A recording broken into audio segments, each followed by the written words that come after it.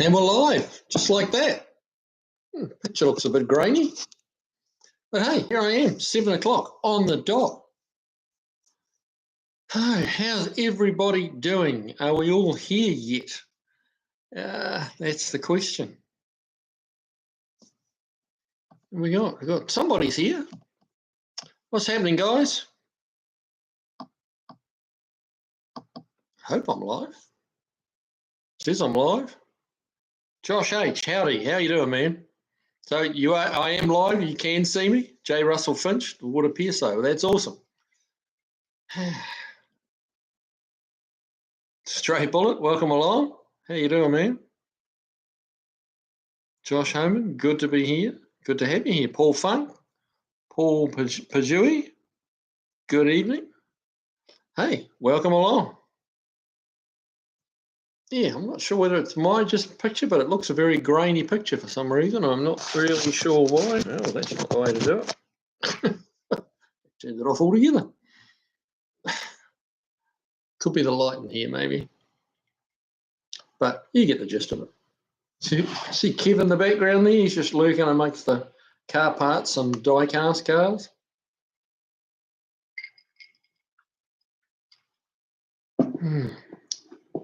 A cold bourbon is nice, I got to tell you. Stray Bullet, I have some much to tell you, Kiwi. So tell me about it, man. What's happening? So, well, you're number one at the moment. You're certainly number one. Peter Dorfling, it could be the drink too. It could be. It could be. Yeah, I got the good Kiwi shirt on.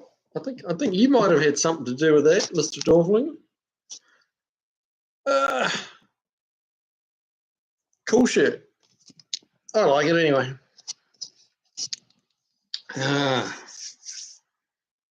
Steve Sadusky, hey, welcome along, man. Good to have you here.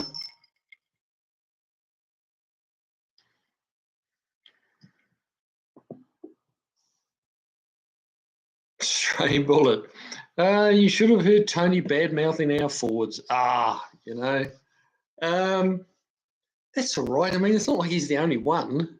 You know, the whole Ford Chevy Mopar thing's been going on forever. Yeah, I mean, it really, whether it was Tony or anyone else, there's always going to be people bad-mouthing Fords and people bad-mouthing Chevys and people bad-mouthing Mopars, you know. But, yeah, Tony's not a Ford fan. But that, you know, that's how it is. Stray Bullet, he said that Dodge and Chevy are better. Okay, I mean, that's his opinion. He's entitled to it. Lower Man's Vintage Garage, welcome along, bud. Roy Miller, hey, man, good to have you here. Paul Funk, I got to cross off Yosemite National Park off my bucket list. Hey, that's cool. I'd love to go there. I would love to have a look around that.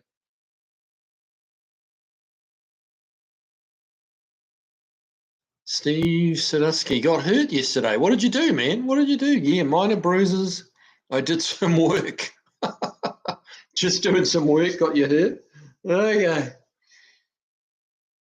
Applejack, Beagle Bob. Cheers, mate. Applejack tonight. Yeah, it's kind of become my go-to a little bit. I really like Angel's Envy and like an old-fashioned or something. But this is just a straight out of the bottle and just quick and easy is really quite nice, the Applejack.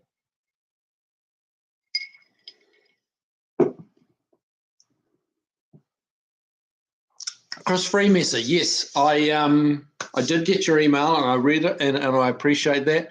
Admittedly, tonight I just jumped back on my wife's computer and yeah, so she's using Google Chrome, which I'm pretty sure is the same as me. You know, we've had family up and over the weekend and I really just haven't had very little free time since last Tuesday. So seeing as this computer worked last Tuesday, I just jumped back on it. But I will try that. I did have a read through it, and it's good advice. I appreciate the help, man. I really do. Paul Pahui, is that iced tea you're drinking? Yes, officer. It is iced tea. Yes, it's. It's tasting rather good tonight too. It's been hot today, man. It's been hot here. It was in the early 90s today. So yeah, it was a little hot. Steve Sadusky, missed last week's live. Sorry, I was driving, long haul truck driver. Oh, fair enough. And we were on a different night too. It was an unusual night, being Wednesday night. But Beagle Bob, Yosemite is definitely worth the visit. Yeah, I bet it is. I bet it is. It's it's pretty. How much does your wife charge you to rent her computer for 2 hours? Quite a bit, but I work it off. If you get my drift. It's a mutually beneficial arrangement, shall we say? So yeah, it's all good, man. Josh Homan, mid-70s and hazy here. Oh, yeah, mid-70s I can deal with. Eagle Bob, I think the cost is a Sunbeam with a 302. Yes, you might be right there. You might be right there.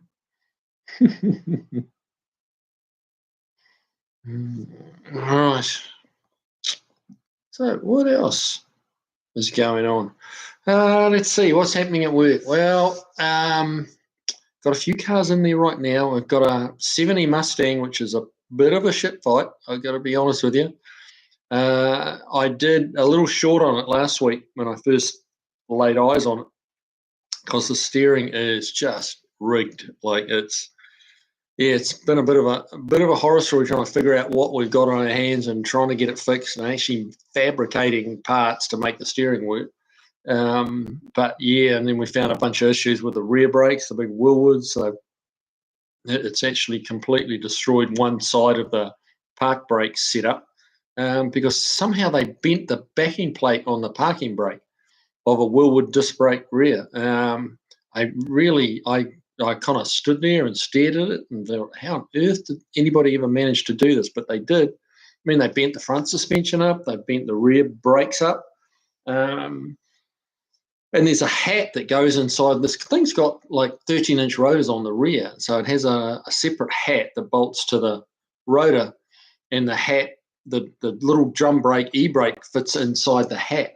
And had to get him a new hat because that was just destroyed, from where the shoes, the backing plate was bent to a point. Now the backing plate, when I say the backing plate, I mean the plate that holds the little shoes, the little brake shoes for the drum. It has like a 7-inch drum inside the hat of the rotor, and that's what your e-brake is. And it bent that backing plate to the point that the shoes wouldn't retract, like when you release the e-brake. So it had just been driving around with the e-brake hard on the left-hand side, and just destroyed it. So just the hat, a new hat, is $250. Plus the backing plate, plus new shoes. Just the things. It's not had a lot of love in recent years, I don't think. And he bought it. He bought it sight unseen off Bring a Trailer. And by his own admission, he shouldn't have. He liked the look of it. It sounded cool. It had the right spiel about how cool the car was. And he pulled the trigger and bought it, and now he's kind of regretting it. But he's not the first, and I have a sneaky suspicion he won't be the last. People just keep buying these cars off the internet sight unseen, and then they're surprised when they get screwed. Anyway, what else are you guys chatting about?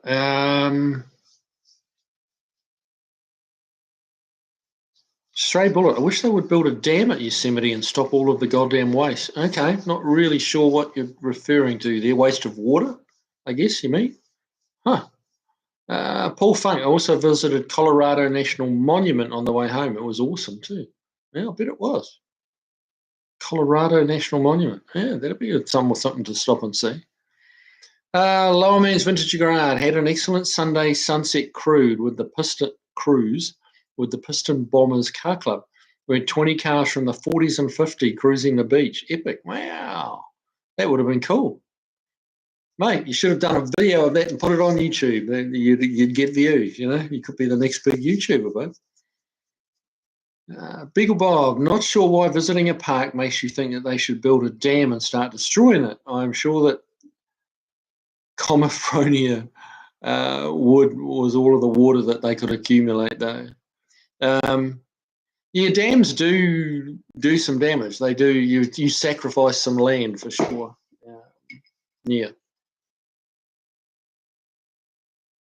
California would waste all the water they could accumulate, though. Right.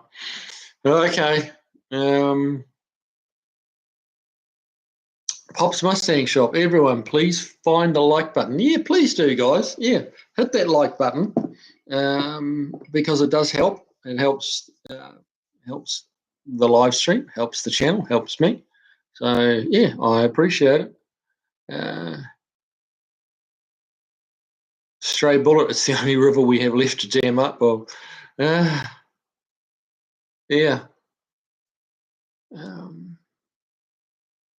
Yeah, it's a kind of swings. It's a swings around about kind of thing. The dams. It does destroy some land or cover it up. Destroys quite the right word, but it certainly covers it up, drowns a lot of stuff. But it does create a lot of other opportunities. But yeah, you're going to get some people that are hardcore against it, and you're going to get some that think it's a good idea. But yeah. All right, what else is going on?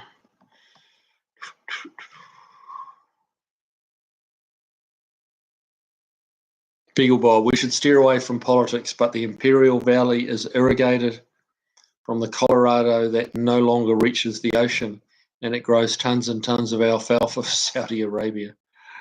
Yeah, we are kind of flirting with politics a bit there, Bob, Beagle Bob. Yeah, and not to say I'm disagreeing with what you're saying. I'm really not, but yeah. Yeah, I don't want to get into arguments over how it should be done. This is just not the forum for that,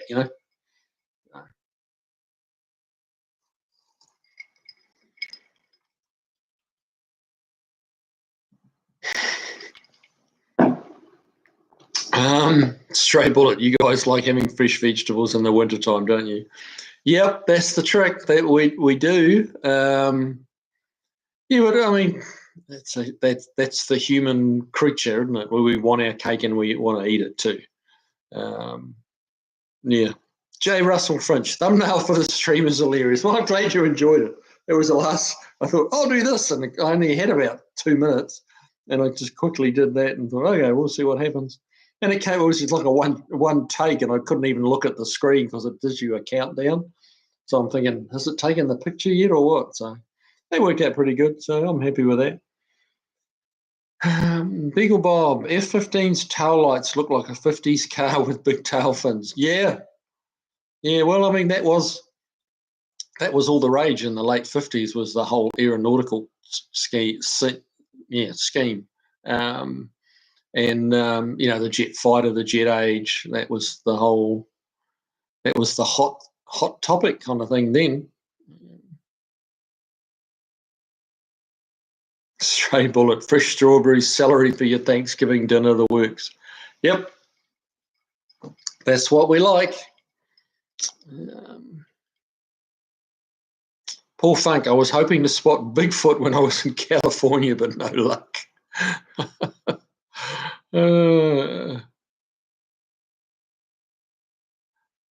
Driveway of Misfits. So I take it from the thumbnail that Interpol didn't apprehend Kev yet. No, man, he's out on bail. But I think ICE might still be looking for him, but they got to find him first. So, Steve Sadusky, you fix that 70 Mustang with the rear funky Medina Kiwi.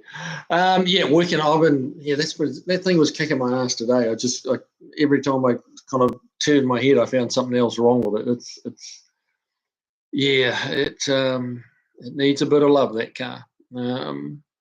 It took me a while to figure out just what we had and the fact that it's I've forgotten now. Not CCP, CC something or other, Australian-based company made the actual front suspension, the struts and the lower arms and all that stuff. But it turns out it was actually designed to be used with stock steering linkages, the steering box and the drag link, cross link, and all that. And then someone has added a uni-steer rack to it. And that's when the problems really started. But Someone managed to break one side of the steering link or the tie rod, which is from the little ball joint on the end of the rack that goes out to the outer tie rod. Someone had broken that, tried to bolt that together, which was just an epic fail. The other side was horribly bent. And then somehow they managed to bend the rear brakes on it. I don't know what they did. They did a Dukes of Hazzard jump in it or what the heck they did, but it needs some work.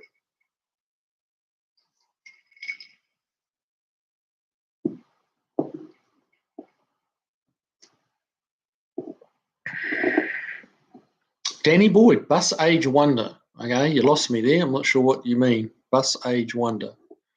Low Man's Vintage, back to cars. Finally finished the 60 T-Bird Dash. It came out nice if I do say so myself. Oh, fair enough.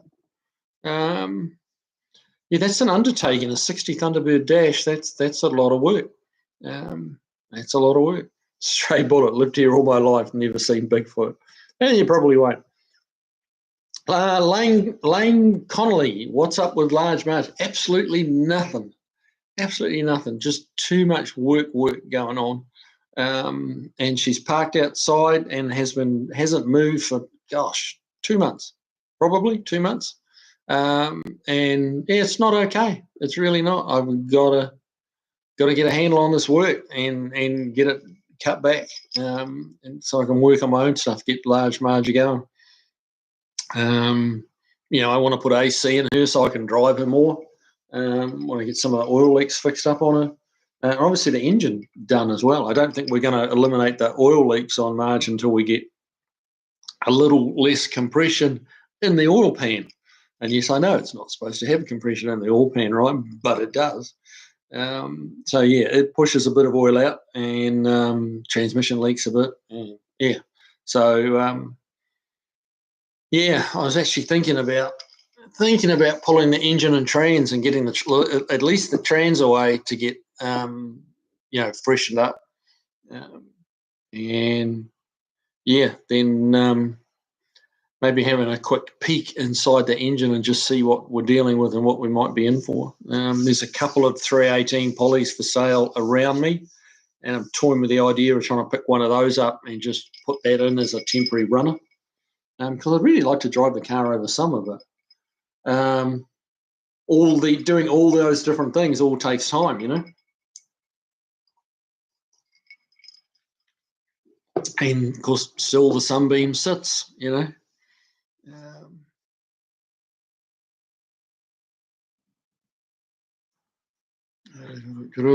Russell Finch, hey Kiwi, how is that power seat project progressing? Waiting for the next video installment. I've got to get the other side dunked and done the electrolysis on it.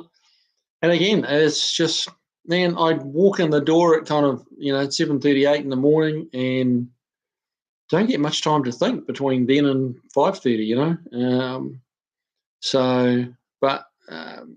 I've been working on trying to clean up the shop a little bit because that's been getting away on me. It's getting way too messy, even by my standards, which aren't very high. It's getting messy even for me. So, I've been trying to kind of spend a few spare hours getting that cleaned up so we can even find stuff. It's that kind of stuff. The power seat, I want to get going. So there's no shortage of things for me to do. I've just got to get through some of this customer car stuff and get to it. Paul Funk, I also didn't see any UFOs while driving through southern Nevada. Well, no, I don't mean, Area 52 and all that.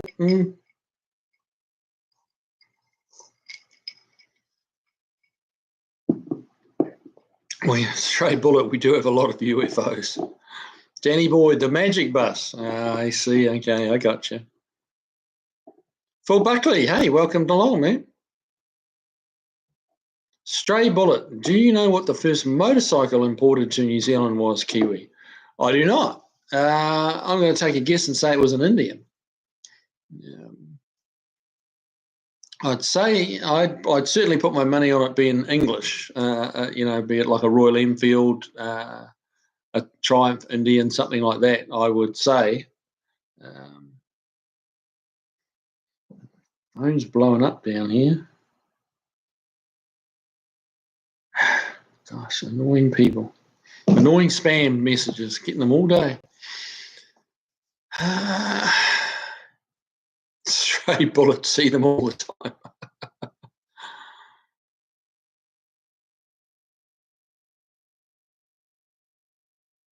Danny Boyd, Triumph, Norton. Yeah, that's what I'm thinking. Triumph or Norton, just being English based. And most of the cars in New Zealand, at that point were all came out of Britain really in the very early days of things automotive.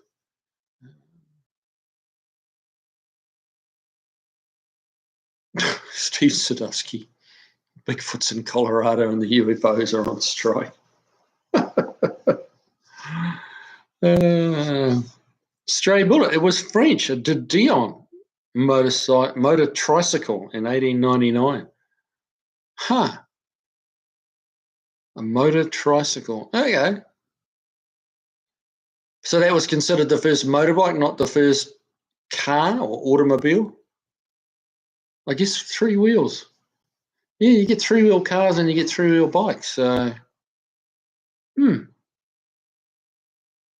I mean, I've heard of de Dion, but yeah, that certainly didn't cross my mind. But yeah, it's kind of, I mean, France is pretty close to England. Most of the stuff heading into New Zealand around that period was Europe/England.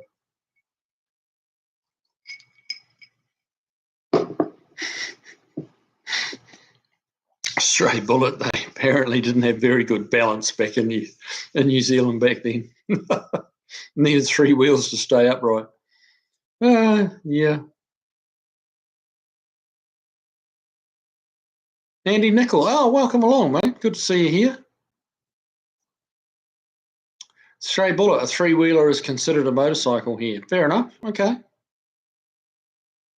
Yeah, well, that's true because those what are those weird little 3-wheelers that you can buy now here, like new, that you drive on a motorcycle license, yeah. Jenny Boyd, hopefully single wheel up front. Yeah. Stray bullet, Ural. Okay. Slingshots are the 2 in Beagle Bob, yeah, slingshots, that's what I'm thinking of. 2 in the front, 1 in the rear, yeah. I never really understood the point of those things. Yes, you can drive it on a motorbike license. Why is that a bonus? Why is that a good thing? There's far more people out there with car licenses than there are motorbike licenses, I would have thought. Yeah, I'm not really sure what the upside of it being able to drive it on a motorbike license is. If someone can enlighten me, I'd love to hear about it. Oh, means vintage, yes, slingshot. Yep, exactly. Driveway of Misfit because it makes you look cool, damn cool. Oh, well, yeah, beauty's in the eye of the beholder, isn't it? Josh Homan, Ural. Okay, so Ural's a motorcycle. Okay. I didn't know they made motorcycles in Russia back then, so that must be a Russian motorbike. Huh, interesting.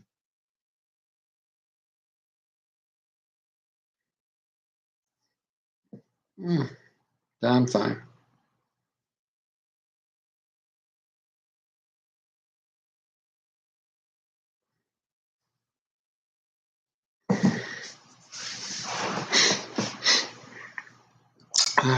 Right, what else is going on here? Beagle Bob. Does having your blue truck make you want any more old pickups? Oh, mate. Not more, but yeah, no, it's I'm quite enjoying driving it, and it's good to have a truck again. But yeah, want any more old pickups? If I was going to have another pickup, is still the Ranchero. I love that little '63 Ranchero that we had at the shop. That was a great little truck, great little driver. And I'd still really like a 72 through 75 Ranchero. I really like those. So, but to me, that's quite a different truck to like Old Blue. But yeah, I still would like one of those. You know, I mean, in all my spare time, right? Yeah.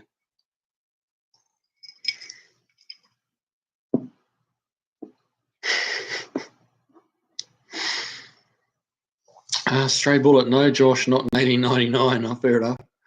Danny Boyd, I'll bet the Russian motorcycles are dangerous. Well, yeah, could be. Don't know anything about Russian motorcycles. Volfly dodges a Ukrainian drone. Volfly's in the house. Welcome along, buddy. Try not to get swatted, all right? Bill Buckley, our neighbour in the UK, had a Cossack, big USSR bike with a sidecar. Okay. That'd be kind of cool, I would think. Chris Freemas, speaking of Russian stuff, have you ever driven a Lada Kiwi? Have they ever sold? Oh, they sold a lot of Ladas in New Zealand, mate. Yes, I've driven them. The Lada Nivas and the little Lada sedans. I think, what were they called? The sedans were just a 1600, Lada 1600, I think they called them. But it was really like a little, it was a knockoff of the Fiat 124. It was based on that sedan. But yeah, they sold quite a few Ladas in New Zealand because new cars have always been very expensive in New Zealand. So the anything new and cheap kind of did reasonably well. Yeah, so yeah, they sold quite a few in New Zealand. Jay Weiss, hey, welcome along, man. Good to have you here. Haven't seen you here in a while. Hey, Kiwi, love your show, buddy. I don't catch these lives as I prefer later in the week. All good. Yeah, it's a tricky one. You know, it's a balance between what works for me, what works for you guys, and it just doesn't. You just can't make it work for everybody, you know. And you know, certainly don't want to do 2 shows a week because I think that would just be mind-numbingly boring for you guys. But yeah.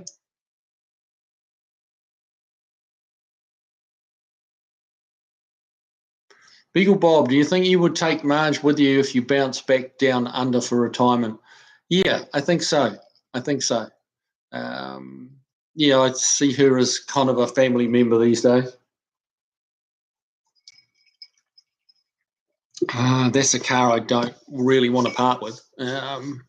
So yeah, I mean, my KSV would if I do retire back to New Zealand at some point, you know, the KSV 9000, the Mustang will stay here. My boy will get that. I kind of promised him that, so he gets that one. Yeah, and we'll probably take Marge and the little Falcon convertible back if we go. So yeah. Volfly, tornado season opens tonight. I'll get my bottle rockets. Oh, Lord. Tornado season opens tonight. We've had a bunch of tornadoes in the last 6 weeks. Not a bunch, but, you know, there's been certainly some tornado activity. Robert Gaddis, Eurowis sidecar have 2 drive wheels for off-road. Huh, really? Trabant, Danny Boyd Trabant. Yeah, I know of the Trabant. I've never driven one or actually laid hands on one. Jay Weiss, hey Kiwi, have you seen a Yugo? Yes, I've seen a Yugo. Yeah, they were not a great car, shall we say, and regardless of what camp you're in, they just weren't. They were just a cheap, nasty car. TT, hey man, welcome along. Good to have you here. Steve Sadusky, I like older pickup trucks, keeping my eyes open for an 86, 87 Chevy 4x4 with manual and an 8-foot bed. That's a lot of truck. Have you seen Kevin Tate's one he's building? His is an 86 short bed 2-wheel drive. So not quite what you're looking for, but, you know, it's similar. It's similar. But yeah, he's going to be building that, doing a lot of work to that. Volfly worked on a Yugo once, reminded me of a Honda 600 sedan, 12-inch tyres. Yeah, they were, I mean, I guess they did a job. They were, you know, at a price. They were very, very cheap. Even in New Zealand, they were very cheap. So, I guess you can't knock them for that, but you definitely got or didn't get what you didn't pay for, shall we say.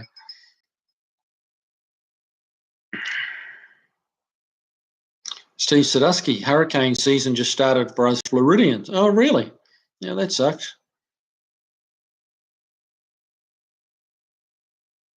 Stray Bullet, if Honda made a brand new 600 or a first generation CVCC, I would for sure buy one.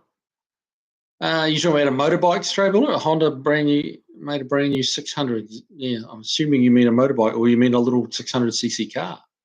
Not sure. Jay Weiss, I have Australian friends and they pay triple for American muscle cars. Here, 20k car is close to 70k over there. Why? Well, there's a number of reasons. It's the same in New Zealand. You pay, as you say, you pay triple-ish, depending on the car. Yeah, it's part of it is the exchange rate. Like the Australian dollar is worth a little bit more than New Zealand dollar, but I still think it's New Zealand dollar was down to 56 cents. So you handed over a New Zealand dollar, you got 56 cents American back. So that's close to half. So there's, a $30,000 Mustang with the exchange rate is kind of like 50, I don't know, $7,000 or $8,000 New Zealand. So there's that. That's straight off. Then you've got to ship it to New Zealand, which is not a cheap exercise. Once you get it to New Zealand, you've got to pay sales tax on it, which is, I know that was a few years back, but when I sent that Mustang I built for my old man, I sent that back for him. And by the time it landed and to the point where we could pick it up, like got the keys back and could pick it up, it was about 10 grand US. By the time you paid the taxes, the shipping, the handling, because you get, I think the shipping was 2,300 US on the boat, but then there's a charge for driving it onto the boat or loading it into the container, I should say. And there's a charge for moving the container onto the boat. There's a charge for moving the container off the boat. There's a charge for somebody opening it up. And then there's MAF, which is Ministry of Agriculture and Fisheries. So they go in there and they check the container and spray it for insects and bugs and stuff like that. So there's all these people have a little finger, a little hand in it. And every time somebody looks at it or looks at a piece of paperwork for it when it's coming into Australia or New Zealand, you get a bill for it. So then once you get to pick it up, you can't just rock on down to the tag office and get a tag for it.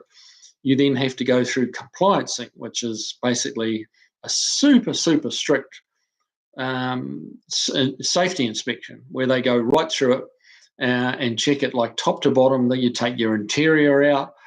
They look in behind everything, under everything, and make sure everything's as it should be. And honestly, most cars, my old man's included, failed horribly, and on just pedantic, silly nonsense things. They're not a little actually. They're a lot over the top. But they put you through hoops. So I worked on my old man's car for 2 weeks solid, and I couldn't get everything done they wanted me to do. And that car was on the cover of Mustangs Monthly. It's a nice car.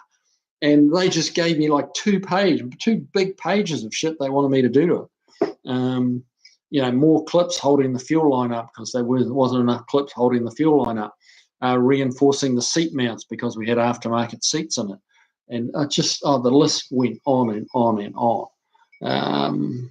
Stuff that caught me by surprise. I kind of thought I'd be pretty close to getting it complied quickly, and I really wasn't. So by the time you pay someone, or even getting it complied, you have to have an engineer come through and look at it, and then write you the list, which he gives you a bill for writing you a list of shit you got to do, and then then he has to come back and check what you've done, and if he finds something else he sees, or what you've done is not quite what he meant, or how he's not happy with it, and so triple is not that's probably a pretty fair indication of what it's worth. Yeah.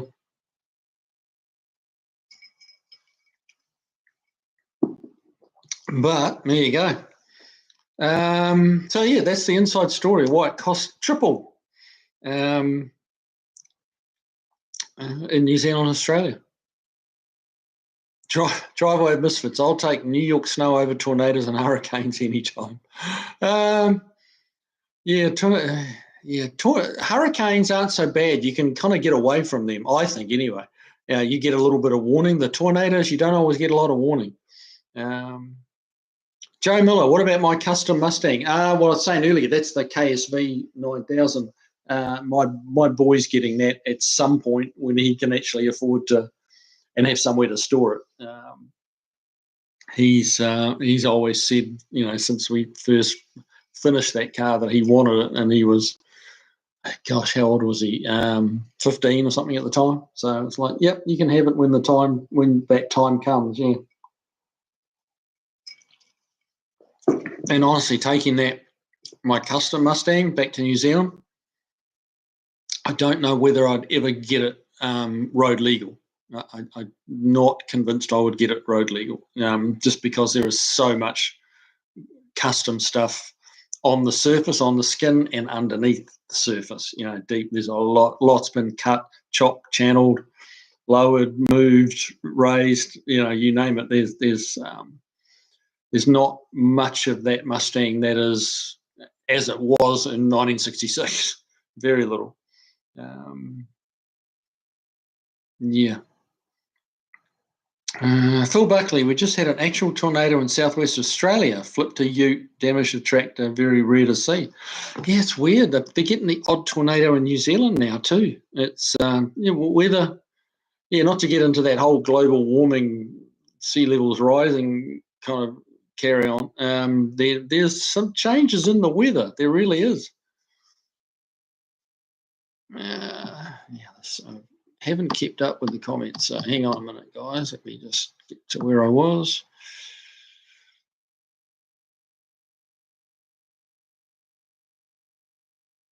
There we go. Okay. Volfly, we had our first tornado tonight, headed for downtown Independence, Missouri. Odd direction, but it reflects the 50-year cycle. Really? That's interesting. Let's hope it misses. Well, yeah, Josh Homan. Yeah, exactly. Stray Bullet. No, the cars. Not sure what you're referring to there. The Yugo had Lower Man's Vintage Garage. Yeah, that's an old joke. The Yugo had a heated rear window to keep your hands warm while you were pushing it in the cold. Yes, that's mate. That's a joke from the 80s. Jay Weiss, Yugo is still found in Eastern Europe. I've been to Croatia, Slovenia, and Serbia. Still kicking over there. Wow, that's awesome. That's some places I'd like to go. Croatia and Slovenia and Serbia. I would like to visit those. They just seem interesting. Just a different slice of the world. I would quite like to go there. Volfly, the carburetor on the Yugo was pretty primitive. It was all basic stuff, man. It was all basic stuff. Yeah, the entire car was pretty primitive, Josh. Yeah, you're right. You're right. Jay Weiss, they made some American cars in Australia. Didn't they get shipped in parts to Australia? And they put them together new. Fairly sure they had parts cars. Yeah, somewhere where there's a mix. I mean, like Chrysler, Mopar, they brought in some of the American models and then added some of their own parts to it, like different front clip and some stuff like that. And the more they could, the more local content, as they called it, Australia and New Zealand content they had in it, the more tax breaks they would get, because they were trying to help grow the local car industry. So some of the American stuff came in and it was 2/3 of the car, 3/4 of the car, something like that. It might have been the engine and trans and doors, and then they'd have different tail lights and different front grille and stuff like that. Some of the smaller stuff to manufacture. but yeah, there was a progression of how that worked, and then eventually the Valiant, became, and the Fords, the Falcons, and the Holden Commodores became completely Australian sourced, and 100%. And then, to go in a full circle, then GM started exporting, some of the Holden Commodores over to America to be badged as Pontiacs and Impalas and stuff like that.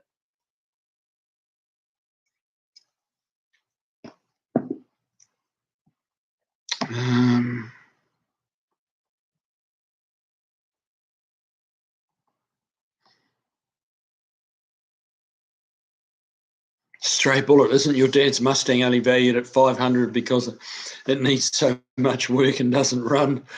Yeah. Oh, it works and runs now, mate. The funny thing was that, like, I paid you're a 08 on the 500. I paid $5,000 for that car, and then went through it top to bottom, absolutely top to bottom. Converted it from a 6-banger 3-speed manual to a 302 roller engine with a 5-speed, and and as I said, it was on the cover of Mustangs Monthly. Is a really nice car, but when it came to pay taxes on it, it's based on your purchase price.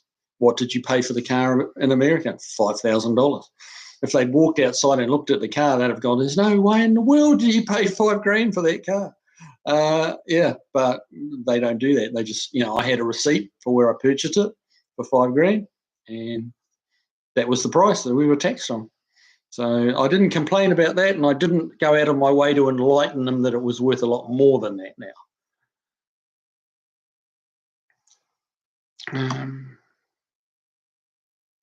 Couldn't be much tax on something like that. Yeah, well, that was kind of what was happening. But yeah, you were just a zero off. Yeah, they won't. People don't bring in $500 cars at the cost of. That's the thing. Transporting a clunker, just a piece of junk, from the States is the same price as transporting a show car. It's a car's a car. The container it's in doesn't know whether it's a show car or a piece of junk. So yeah. But no, it did. And the other thing that I got off a little bit lighter on tax was I'd owned the car. If you own the car for a year, I think it was a year, you get another tax break on it. So so give you like if you just fly over from New Zealand, go to LA, buy a car, stick it on a boat, and bring it back to New Zealand, you do pay some tax. You pay some tax. But people love those cars, and you kind of get it back because everyone bringing a car in has to pay that money. It makes the cars worth that much more. So okay, you got to pay quite a bit for it, but it's an investment in New Zealand really, because they can't. There's not 100 other Mustangs to choose from or 100 other Camaros to choose from. When one of those cars comes up for sale, you have buyers that want it. Because there's just not, the supply outstrips, the demand outstrips the supply. And people know that if they want to come to the States and buy one and bring it back, they've got a lot of headaches in front of them. They've got a lot of work to do. So that drives up the price of the stuff, the local imported cars that are already in New Zealand, already complied. They've passed all, they've jumped through all the hoops and they've done everything they need to do. So it makes them worth that much more. Jay Weiss, left-hand drive is a hassle. Conversion to right side for theirs added cost, or you look silly driving a left-hand car there. No, honestly, no, I don't. I hear what you're saying, Jay. I don't think you look silly driving a left-hand drive car there. There's more left-hand drive cars there in New Zealand than you'd think. You go to an event like the Beach Hop and there's 2,000 cars there, and I would 50% easily would be left-hand drive, easily 50%. And the ones that aren't left-hand drive are the Aussie muscle cars, So I would say it's probably closer to 70% of left-hand drive. There's a lot of left-hand drive cars. It is a little bit of a hassle at times driving, because you're driving effectively, as your driving position is right by the gutter, by the edge of the outside edge of the road, not close to the centre line. So overtaking on a 2-lane highway is difficult. But really, that's the hardest part. It's that overtaking, not being able to kind of sneak to the centre line and kind of have a look. In your left-hand drive car, like here in the States, you kind of get close to the centre line. You can kind of have a little look around and see if there's something coming on a 2-lane carriageway if you want to overtake. But when you're on a left-hand drive car on the right-hand side, on the left-hand drive car on the left-hand side of the road, you're looking along the gutter and you can't see shit. You're really stuck following the car in front of you. So that is a hassle. I mean, you're right there. Conversion to right side is a big cost. Fortunately, you don't have to. On anything a little bit classic American, like left-hand drive, you don't have to convert it. I think it was 20 years old. If it was over 20 years old, you didn't have to convert it. But I think they may have changed that now. I'm not really up with it anymore. They may have moved that to 30 years. Because 20 years old, I mean, that's a 2005. Which is quite a modern car. But like the old man's Mustang, nobody even ever suggested changing that to right-hand drive. That was just never a requirement, never a thing. It's a hell of an expensive process. It's about 30 grand to convert them New Zealand dollars, I believe. It's not something that happens a lot. It's just very expensive.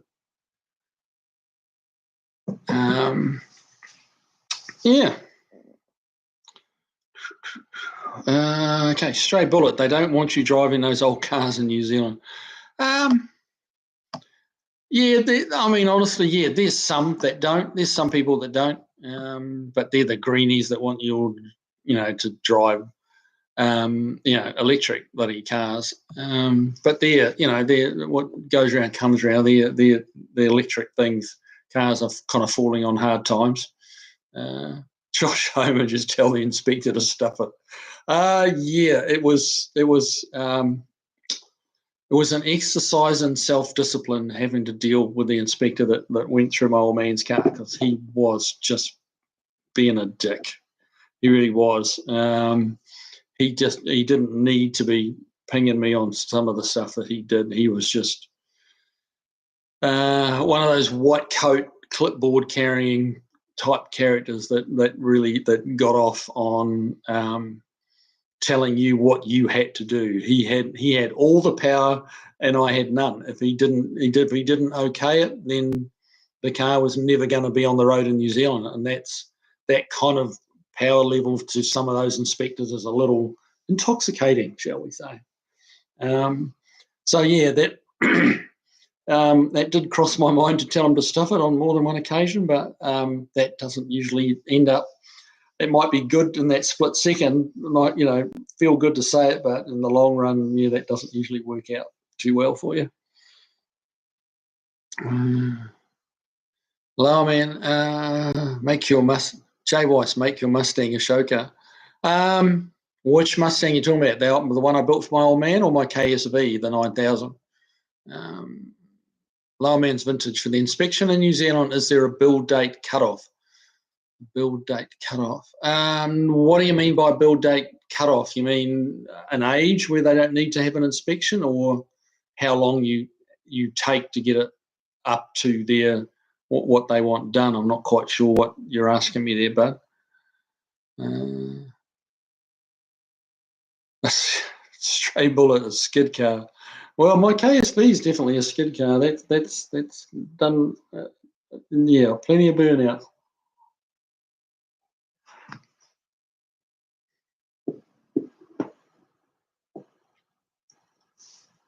JR, question. TJ5AG. Are parts difficult to get for one? Jeeps are pretty well, even the older stuff. Now, DJ, you're talking about a CJ? CJ5? No, parts are not really difficult to get for them, no. Jeeps are hugely popular. rightly or wrongly. I'm not a big Jeep fan, I'll be honest with you, of the CJs, and I don't mean to offend you if that's what you've got, JR. But yeah, not everybody loves the same thing, My daughter loves those early Jeeps, and she wants one in the worst possible way. She doesn't want to pay for the gas, but she would like one. But yeah, parts, they have a real following. The aftermarket, reproduction stuff is very well supported. Kind of like to the Mustang level, really. If you want it, you can. If you need it, you can pretty much get it.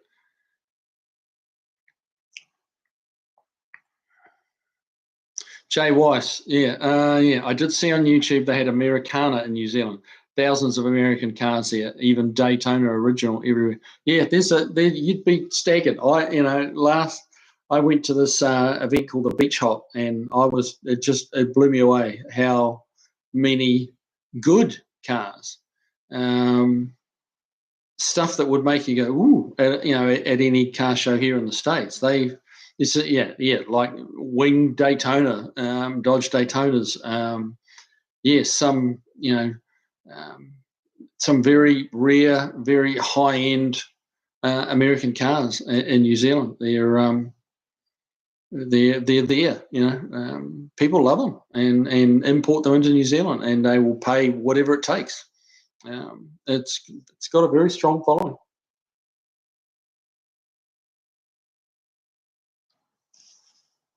Joe Miller, that's what I was kind of wondering about, stay in the States. Well, thanks, man. Stray Bullet, aside from the front axle, I believe the CJ parts will work on a DJ, JR. Okay, so it is a DJ Jeep. I thought that was a typo. Yeah, see, I'm just not that familiar with the Jeeps, unfortunately. I wasn't even aware there was a DJ. Is that more of an earlier Army-style Jeep, or what is that exactly? Stray Bullet, that's a lot of initials. Oh, dear. Yeah, it is.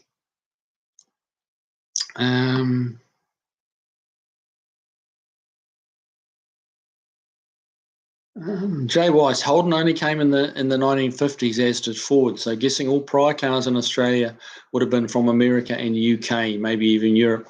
Yeah, they had a mixture. There was quite a lot of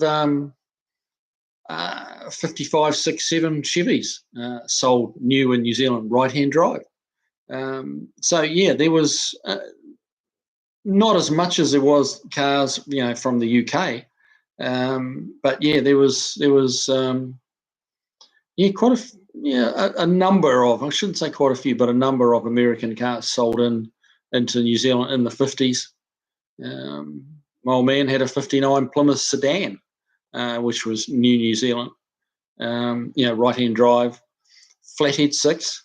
Not a powerful car, but a huge car by New Zealand standards, and fins like that. Just as a kid, it was like, the fins just blew my mind, which is why I think why I had an affinity for a large Marge, because it was a 59, which brought back a lot of memories, and it was a wagon, so it was like, this is cool. Yeah.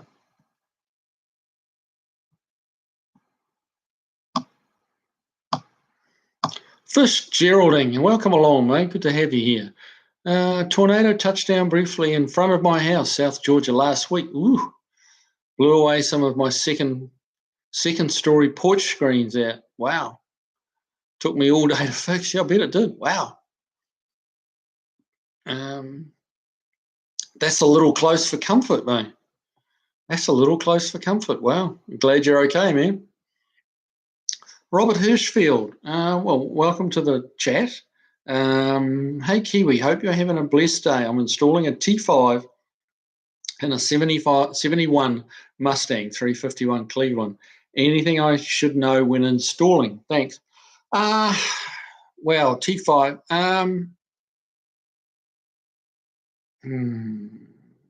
Now, is that like a new T5 or an older T5? Because T5 that's 351 Cleveland's quite a lot of engine for a T5. in a fairly heavy car in the 71 Mustang. If you've got one of the newer T5s, not so bad. But probably the other thing you should know really is make sure you line up the transmission. And if you search back through my videos, you'll see there's a couple of videos that I've done over the years about lining up the transmission with your crankshaft line. And that involves using offset dowels. And we're talking about just moving the transmission across the back of the engine, 10, 15, 20 thou maybe, a little bit. But the tremix do need to be lined up to within 5 thousandths of an inch or less of the 5 thousandths the max off, that they can be out of alignment. And you need a DTI gauge, offset dowels, and a little bit of time to go through and figure it out. But if you go back through the videos, you'll find where I've done that and show you how to do it.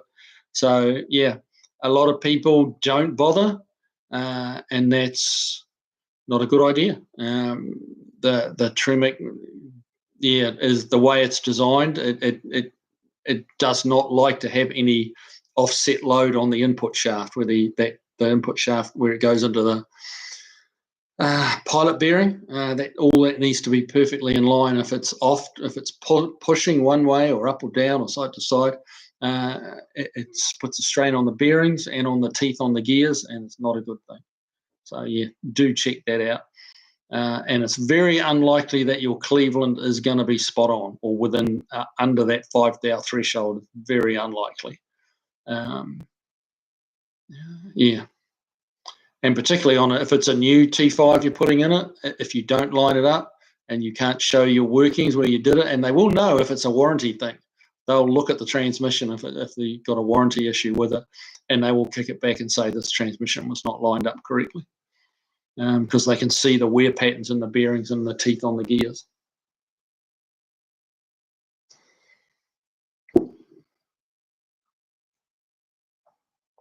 Jay Weiss, I find car junkyards sad. So many nice cars that should be on the road but sit there with missing parts.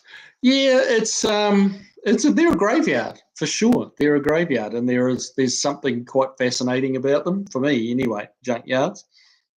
But as you say, quite sad as well. Some of these cars, yeah, they're just doomed to sit there and disappear back into the earth from whence they came. Some will donate parts to get other cars back on the road, and some of those parts will just as I say, return to the earth, which is a bit of a waste, especially on some of that rarer stuff.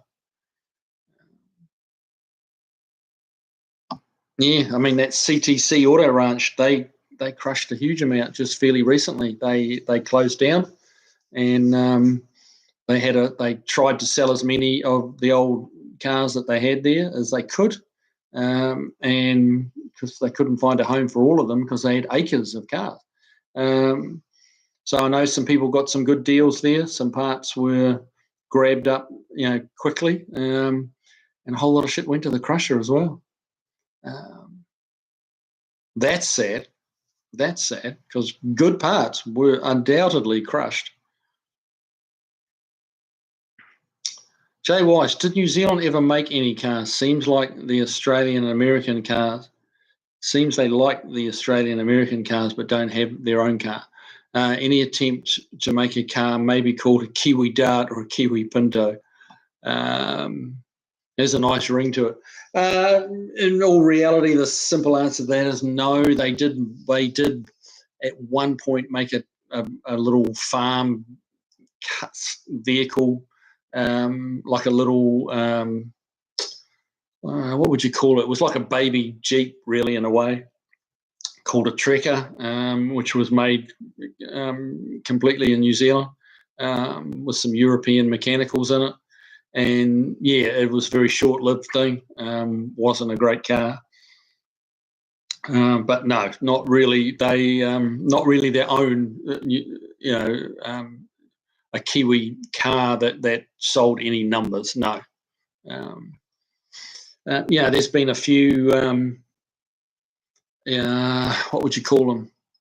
like one-off type sports cars that were made.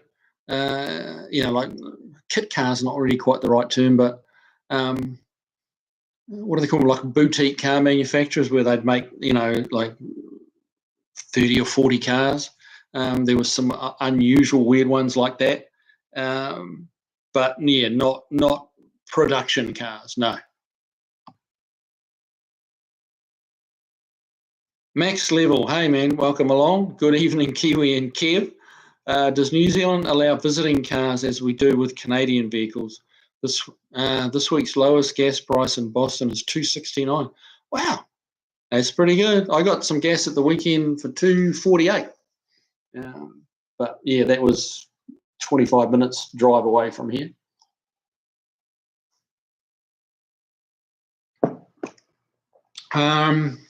Okay, but to answer your question, Max, does New Zealand allow visiting cars as we do with Canadian vehicles? It's not really a thing because it's so expensive to ship the cars here. See, between Canada and the US, you just drive through, right? You can't do that in New Zealand. It's the cost of taking a car to New Zealand. You've got to really, and they do it a little bit with race cars, rally cars.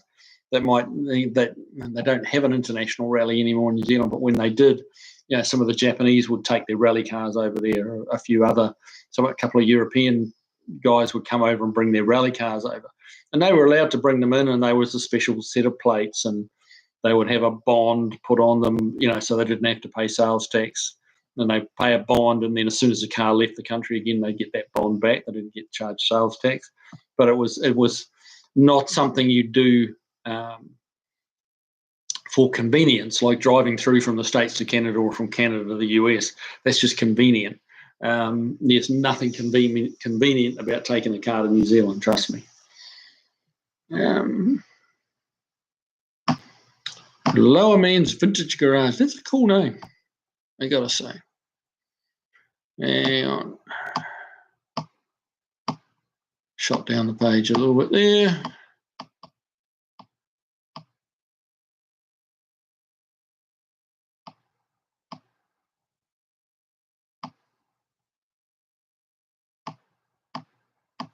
Well, I'm a wee way behind. Oh, here we go. Lower Man's Vintage Garage. I've got a right-hand drive Beetle. The worst for me is when you go to grab the e-brake and you open the door. Yeah, there's turn signals get me because the turn signals are on a different side of the column. And like if you have a column shifter on a left-hand drive car, it's always on the right-hand side. In New Zealand, with a column change automatic or even manual, the shifter's on the left-hand side of the column. So yeah, you get, and then turn signals are on the opposite side, and yeah, you go to put the turn signals on, and you hit the wiper switch, and it's a thing. It can be a bit frustrating. Stray bullet. I usually start tailgating, flashing my lights, and honking my horn in cases like that. Move over slowpoke. Yep. Yeah, I struggle with keeping my cool in those situations. Driveway of Misfits, absolute power corrupts absolutely. Yeah, indeed, it does. Stray bullet, can't imagine shipping a car to New Zealand for temporary use. It was only ever happened in like motorsport applications when you needed, like it was a purpose-built race car that might be, in the case of a rally car, was road legal. That was really the only time ever. Stray bullet, DJ Jeep was the mail carrier version of the CJ. Oh, okay. Did not know that. Lower Man's Garage, build date cutoff. When a car becomes a certain age with no inspection required in California, our smog inspection cuts off for pre-75 cars. No, there is no cutoff dates like that. If you're going to drive it on the roads in New Zealand, it has to comply with all the safety standards. It doesn't matter what the age. And smog, they don't really smog test in New Zealand because they don't, they probably should. But no, it's not. The smog test is not something you have to pass. But yeah, you certainly got to comply with a lot of safety standards. Beagle Bob, do you prefer cloth seats? Cloth seats.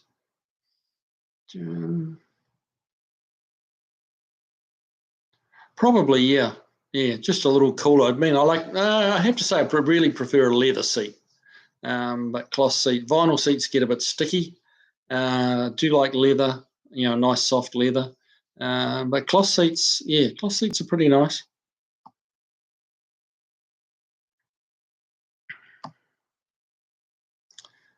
Jay Weiss, is the 70s the best decade? I think yes, the best car decade. 70s. I'm going to say 60s. But that could just be an age thing too. There's older guys than me that'll tell you it's the 50s or the 40s. But yeah, the early 70s, yes. The later 70s, I'm not such a big fan of. Whereas I think the 60s, pretty much all of the 60s, they were producing kick-ass cars from 1960. I mean, 60 Cadillacs, the 60s Fords, the 60s Chevys, the Mopars. They were all, and then right up to 69. 69 Roadrunner, it's hard to beat. 69 Chevelle, hard to beat. I think they packed more cool cars into the 60s than they did into the 70s. Because the smog era came along in the 70s, and that didn't help a lot, did it? Let's be honest. But, again, it's subjective. It's what you like. Please don't get me wrong. I'm not saying you're wrong, Jay, at all. That's just for me. I think it's the 60s.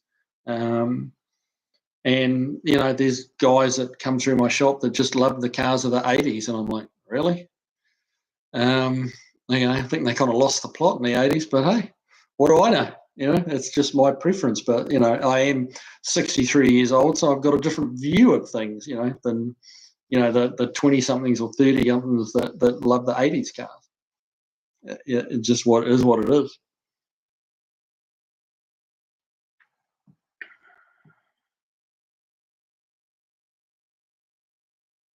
Stray Bullet, as far as performance goes, we are living in the best decade for cars, Jay. Yeah. If it's just down to numbers, yeah, cars are making more horsepower this decade than they ever have. Several production cars north of 1,000 horsepower available. Mum's shopping baskets are making 300 horse pretty routinely,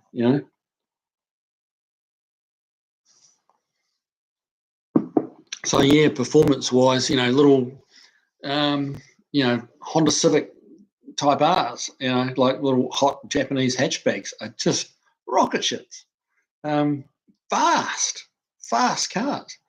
So yeah, you can't go past the 20s for performance.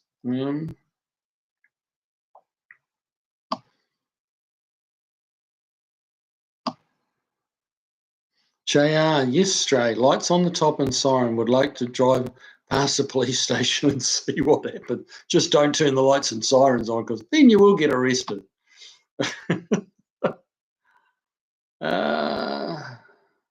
Jay Weiss, the 70s muscle car is the best. Mate, you stick to that. Like, good for you. That's all I can say is good for you. That's what you like, and good, that's awesome.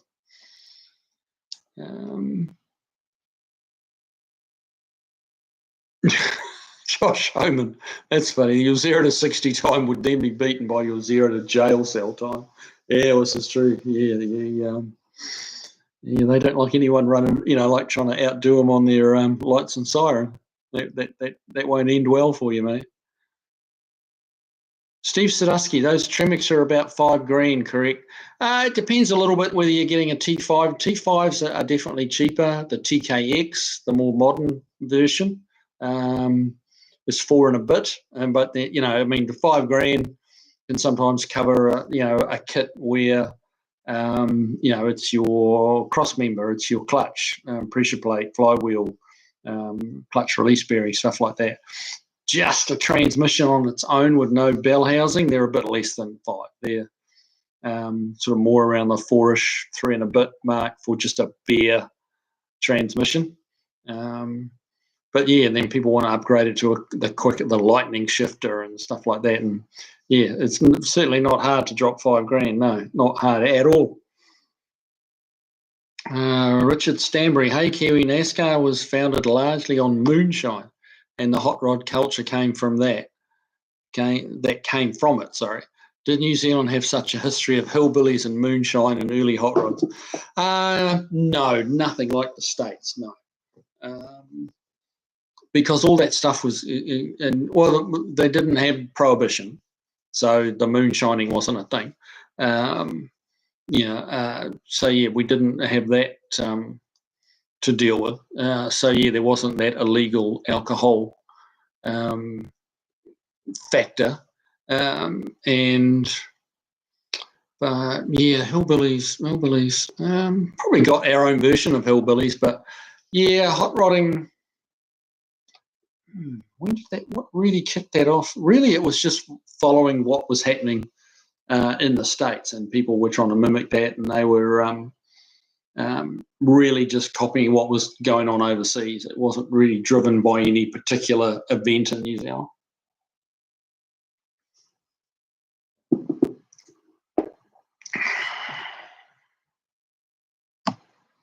Driveway of Misfits, Jay Weiss, the 60s muscle car. That's funny, Chris. That's funny. The 60s muscle cars would like to have a chat with you. Yeah. That's the unwinnable argument. So you've just got to go, okay, Jay likes 70s, and for him, he's right. Chris Freemesser, you like the 60s. You like me, I like the 60s. And none of us are wrong. We like what we like, and that's what makes it interesting. Otherwise, we'd all be driving around in, 67 Camaros. And how boring would that be?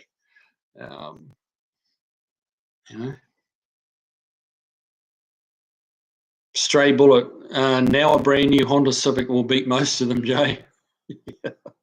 That's the harsh reality. But, gee, I mean, you've got to expect that progress, in the eternal search for more miles per gallon, they have discovered more and more horsepower. It's purely by making the engine more efficient. I mean, you go back to the early, go back 100 years, say, and they were, the horsepower per cubic inch was next to nothing. Like 300 cubic inch engines were making 55 horsepower. Like 300 cubic inch engine, 5 litre, now making 460. Time marches on, and they've just made the ICE, internal combustion engine, so much more efficient, and much more fuel miserly. Much more of a fuel miser. I mean, they're getting 30 miles per gallon out of V8 Mustangs, for goodness sake. Not when you've got the loud pedal open. But yeah, on a economy run, yeah, they're getting good mileage, and that's where the horsepower's come from, making the engines efficient, making each cubic inch or each litre produce as much as it possibly can.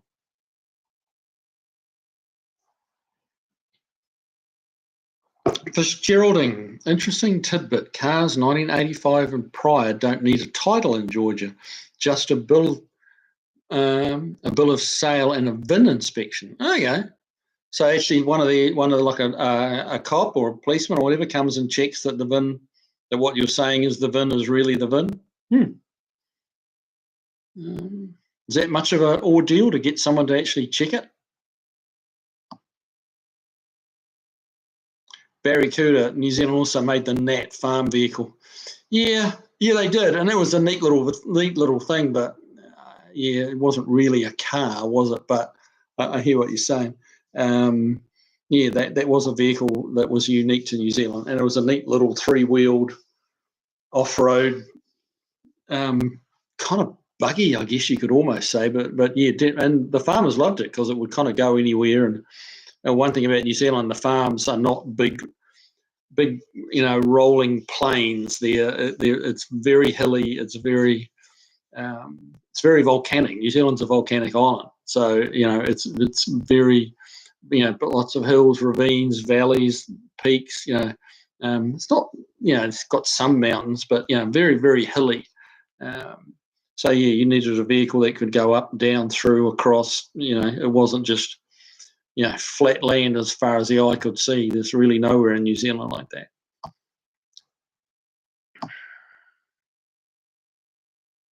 Jay Weiss, the world's fastest Indian. That was a Kiwi guy. I remember the movie. I bet Kiwi has I don't actually have the DVD, but I've watched that movie a number of times. Great movie. And it's a very, very honest version of Kiwi life, of New Zealand life. Gosh, who was the main actor in that? His name escapes me. Burt Munro. Who played Burt Munro? I know who it is, but I can't remember him. But he did a perfect New Zealand accent, and his mannerisms, and yeah, that is a real little time capsule of what New Zealand was like in that era, and what people had to do to make things work. New Zealand was such a long way from anywhere else in the world. In that time period, now everything's close. The world's a very small place these days. Back then, in kind of like the 50s, the world was a very big place. Yeah, just getting around the world was only just starting to become a thing, really. International flights, and hadn't been around that long in the 50s. So in New Zealand, yeah, if something broke, you had to fix it. You had to make it. You couldn't just ring up and overnight, a new piston for your Indian. It would take literally, if you knew someone in America that you could call and get them to send the part to you, it would take 3 months to get it, at least 3 months. So yeah, there was a lot of Kiwi ingenuity, a lot of making stuff. That's why Burt Munro was casting his own pistons and stuff, because if he didn't, he wasn't going to have any. Yeah, but yeah, that's a great movie, The World's Fastest Indian. Like, if any of you guys watching haven't seen it, you need to see it. If you're watching this live stream, I know you will enjoy World's Fastest Indian, without a doubt. Shut up the page.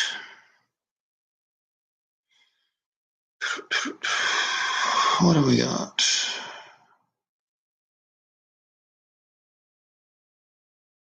Lower Man's Vintage Garage, good night all. Thanks for the great live show, Kiwi. Hey, thanks for joining in, man. It was good to have you here. Let's just get back up to where we were.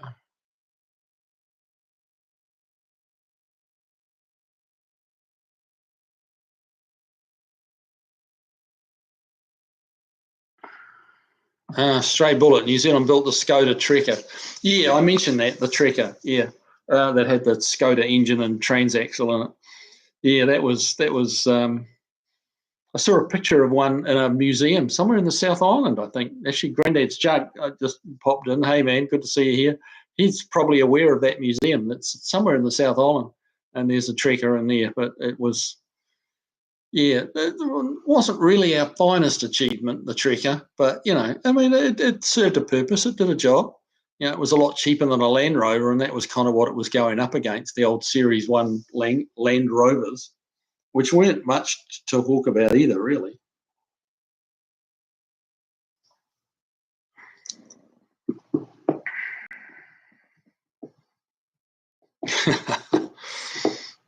Barry Cooter and Granddad's Junk. The rest of the New Zealand contingent has arrived, indeed. Good to have them all here. Beagle Bob, are there a lot of Japanese cars imported to New Zealand? Yes, huge amounts of Japanese cars, huge amounts, because Japanese is right-hand drive, New Zealand's right-hand drive, so like that's a good fit. New Zealand imports a huge amount of used Japanese cars. They bring in a lot of brand new cars from Japan, but they also bring in a large amount of used, like 2, 3, 4-year-old Japanese imported cars. Because the Japanese motor through their cars, like they turn them over fast. And once they hit 6 years old in Japan, they're very, very hard to get re-tagged for the road. They make them do all sorts of stuff, like basically rebuild them once they hit 6 years old. And that they do that deliberately to drive the new car market, because they don't really have 8, 9, 10-year-old cars in Japan. They really don't. There's some older classic stuff there, but once they hit kind of 4, 5, it's definitely 6 years old. They either get dismantled, like broken down for parts at 6 years old, or they'll get exported to another country that has right-hand drive. Like in New Zealand, a lot of 6-year-old Jat cars, and then they run for another 10 years in New Zealand. No problem at all. But yeah, so huge amount of Japanese cars. Josh Homan, there's lots of Japanese cars imported everywhere. Well, that's true. Not so much second-hand stuff. You get a little bit of second-hand stuff imported into the States here. You see these little mini, is it K-vans or something like that they call them? Those little baby mini trucks slash vans. You see a bit of that coming in. There's a little bit of second-hand Japanese stuff coming in here, but it's very, very small numbers. End of time, we traded the Canadian Navy for a bunch of old Russian Ladas like the ones on Garage 54. Beagle Bob, older Japanese cars, I guess, not the modern Corollas and Prius like Skylines and GTRs. Well, Skylines and GTRs are hot property pretty much anywhere in the world now, and even in Japan. Like Japan has actually, there's people in Japan re-importing old GTRs and Skylines and some of the old Celicas. There's certain old Japanese sporty type cars that they're re-importing into Japan. Like the Japanese people are going out to. Yeah, I know New Zealand is. The Japanese are buying Japanese cars out of New Zealand and taking them back to Japan, because they went through that 6-year-old, 8-year-old stage where nobody really wanted them in Japan, and now they're coveted. Now that they're 25 or 30 years old, 40 years old, they're very much coveted by the Japanese people, and they want their old cars back. And they're importing them back into Japan. So it goes around, comes around, doesn't it? It's interesting stuff. Barry Cooter, Tempero cars and Oamaru make beautiful replicas of classic sports cars. Okay. Tempero, I think I've heard of that, but I'm not really familiar with it, I'll be honest with you. Stray Bullet, Kiwi must have arrived here after the USPS retired the DJs. Mate, I got here in 2008, so does that make sense? Oh, yeah, I'm not familiar with the DJs. Were they like the right-hand, I've seen a bunch of right-hand drive Jeeps here, but used as postal deliveries, because they, the drivers sit on the right hand side and lean out and throw the stuff in the mailbox. Barry Cooter, hey Grandad, Chris F, and everyone. Yep, good to have you here, man. Stray Bullet. I zoned out during the Jeep discussion. You were talking about the little death trap Jeeps they used before the LLVs arrived. They go, yeah, I'm really not familiar with it, I'll be honest with you guys. Andy Nickel, computer died, so I'm on my phone. The feed keeps reloading to the beginning of... Oh, no, really? The beginning of the stream? Oh, that sucks. Barry Cooter, for me, about 54 to 74 were the good years for cars. Yeah, I'd go along with that. I quite like the early 50s Chevys, like the 50, 51, that 50 through 54, 49, I think that initial kind of that 49 to 54 were kind of a family of Chevys. I like the body shape on all of those. The early 50s Fords are a bit for me, but 54, that's hitting the money for sure. Barracuda, I like the 49 Ford Coupe. Yep. Yeah, and of course what is it, the Mercury, the ultimate custom car. So what year was that one? That was from like a 4950 Merc, wasn't it? It was the all-time favourite for custom lead sleds.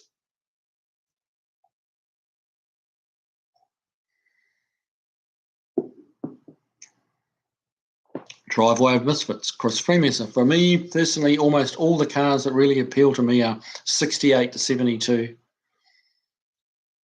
It's interesting, isn't it? See, for me, I think if I had to choose a single year, I think it would be 1967.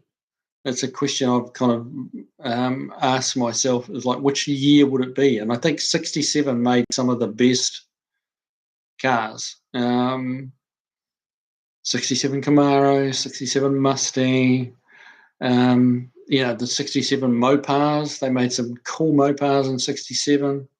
I think 67 was, if you're talking about a single year, which kind of goes to what you're talking about, Chris, with 68 to 72. 72, things changed a bit, huh? Well, 73, I guess I should say. 72 was good. 73, not quite so much.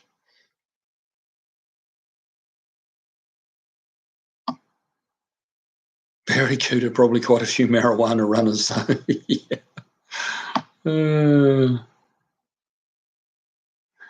Stray Bullet, we've always moonshined in America before, during, and after Prohibition. True. Yeah, the taxman always wanted a slice, didn't they? Even when, either side of Prohibition, it was still, they were dodging the moonshiners were dodging the taxes, or the revenuers, I think they called them, didn't they?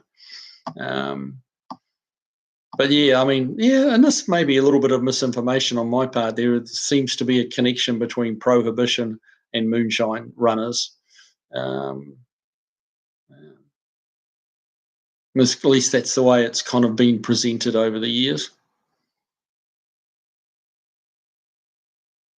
Lower Man's Vintage Garage, nice. My main ride is a 50 Club Coupe. There you go. Barracuda, I can't remember. Is the 50 Ford still a single spinner? Yeah, that's a New Zealand term too. Single spinner and twin spinner is not something many Americans are going to know what you're talking about, I don't think. That was kind of a New Zealand Kiwi-ism for those model Fords.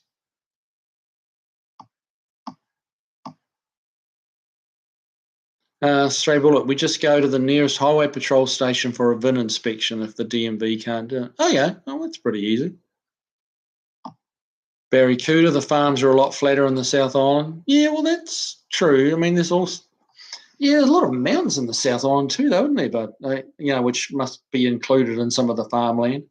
But, there's some more, around, once you get off the mountains, there's some bigger, flatter areas. But, I mean, not like the size they got here. Holy moly, it just goes on forever.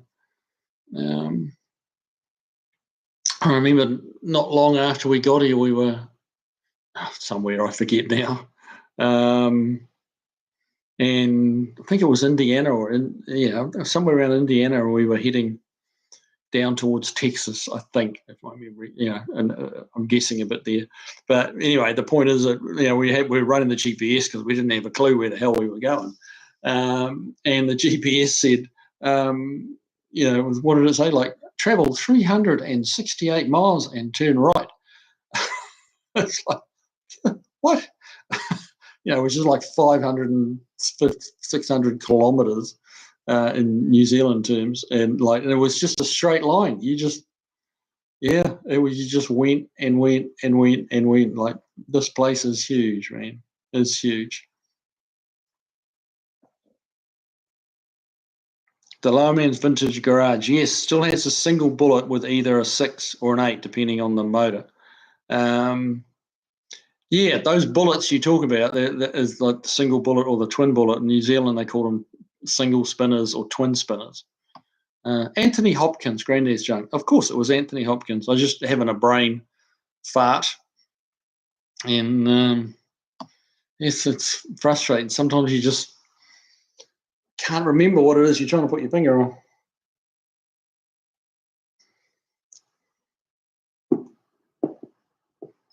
Stray bullet, is the weed still illegal there, Barry? Yes, it is. It is still illegal.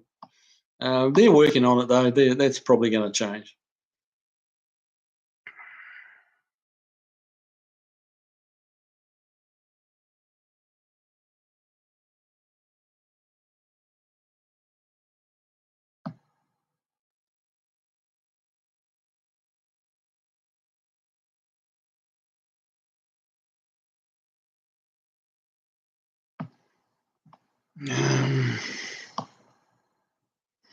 Fitzgeraldine, they check the VIN at the driver's services, Georgia version of the Division of Driver's License. Okay.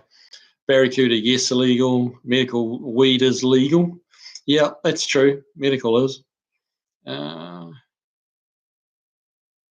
Stray bullet, we used to get used Japanese takeout engines imported to America. Yeah, that was big business because they were dismantling good cars. Cars with 60, 80, 100,000 kilometres on them, and 100 kilometres is 60,000 miles. So these were good, low mileage, pretty rust-free for the most part cars that were just getting dismantled because they were too expensive to put back on the road in Japan. So there was a lot of second-hand stuff came in.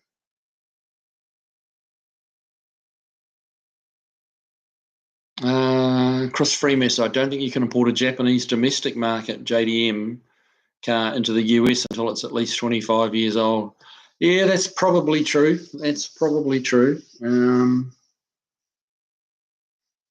But 25 years, I mean, that's a 2000. That's not that old.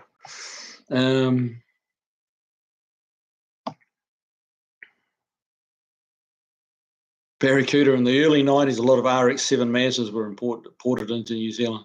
Yeah, they were. Yeah. What's on it to be? Hey, man, welcome along. Good to have you here.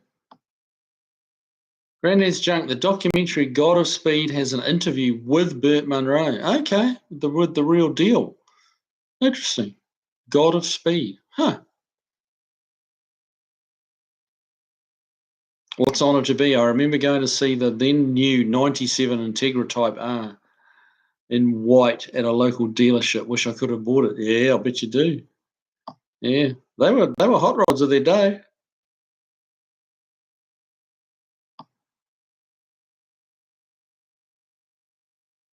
Stray bullet. Yeah, that's true. Those used Japanese takeout engines were a gamble, though. Not a lot of incentive to maintain them for only 6 years use, I guess. Yeah, some of the servicing was lax, shall we say? Because oil changes and stuff, oil's expensive, fuel's expensive in Japan. So they would, if once they kind of hit that 4-year-old mark, the servicing was neglected. That's a fair comment. Barracuda in the documentary, Grandad, you get to hear what Burt Munro sounded like, not like Hopkins attempt at the accent. I thought Hopkins did a pretty darn good job at the accent, I'll be honest with you. I thought he did pretty good. Interesting. Fitzgeraldine, time for me to crash. Putting a fuel pump in my neighbour's 99 Taurus.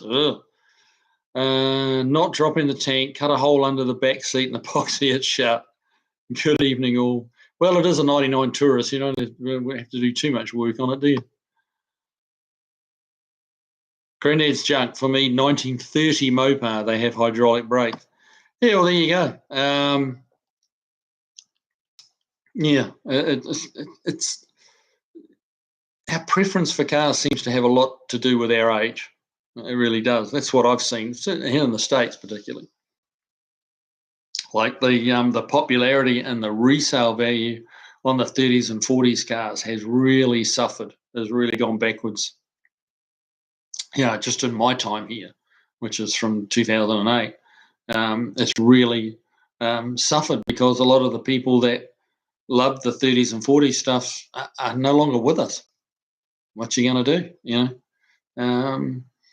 And, you know, the 40-year-olds, 50-year-olds, you know, are just not connected to the 30s and 40s. You know, they see the cars, they think, oh, that's kind of cool, but they don't actually. It's different between thinking a car looks cool and then that's nice, you know, that's a nice car, you know, 40 Ford Coupe or something like that, you know, that's a nice car, but they don't want to buy it. They don't necessarily want to own it. They can appreciate it, but they don't want to own it. They want to own the muscle car, the 60s and 70s stuff is much more popular now. And even the 50s stuff is fading. The values on that is fading. It just is.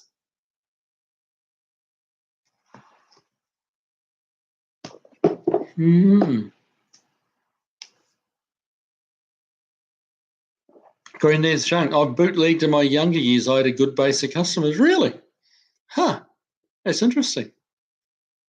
Never wasn't really aware of that being a thing in New Zealand, and I lived there, so yeah. Craig nearing holy smokes, it's Tuesday night. Yeah, that last week, you know, well, I guess it was 6 days because we were here Wednesday last week, but man, that seems to have taken about 3 days to get here. Yeah. Barracuda, the movie Last American Hero with Jeff Bridges is a good moonshine running movie. The runner is a 68 390 Mustang fastback. They were running moonshine and a Mustang fastback. Huh.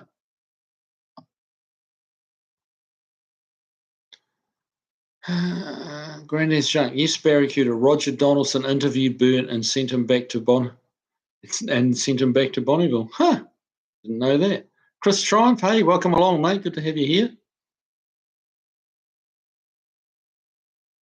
Granddad's junk. You'd be lucky to find a 25-year-old plastic car. Yeah.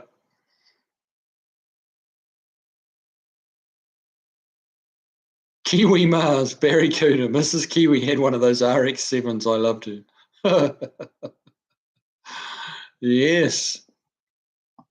Mrs. Kiwi's in the house, in the room. Hello, darling. How you doing? Barracuda, I've never owned a Rotary. I've heard you mix two-stroke oil with the fuel. If you've got a race engine, they will do that. The road cars, the road-going Rotaries actually used the oil. They did run oil into the fuel, but it was just the crankcase oil.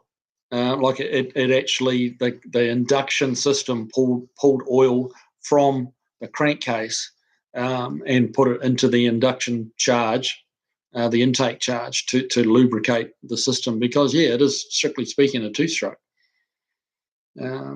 Yeah, Rotary is a two-stroke, which is why you get so much power out of what's, like the 12As, I think, were 1,200 and something cc, and the 13Bs were 1,300 and something cc. But that's why you get double the horsepower out of those engines that you do out of a regular 12 or 1,300 cc engine. So, but yeah, like I rallied a few Rotaries back in the day, and so they were tweaked, ported and messed around with, and we would run pre-mix our race fuel and carry it with us. So we'd have two-stroke mixed into that already, and we'd disable the crankcase oiling system. But yeah, great little engine, great concept. And New Zealand, they're doing some wild stuff. They're building 4 Rotaries, which are making, and turboing them and building some, getting some huge horsepower out of them. Rotaries are alive and well, and they're doing some crazy stuff with them. I saw one, it's on YouTube, and it's a 12 rotor Rotary, and it's 3 banks. It's actually in a triangular layout. There's like 2 rows of 4 rotors, like at this level, and then it's like a pyramid kind of shape. There's another row of 4 above it, and they're all so basically you got 3 crankshafts. They're all joined, and it all comes out the back of the engine and comes back down to one output shaft, and it's wild, absolutely wild. I'm not sure. I can't remember where they're doing that. I'm not sure whether it's New Zealand or not, but somewhere. You should YouTube 12 rotor Rotary, and it'll probably pop up, I would think.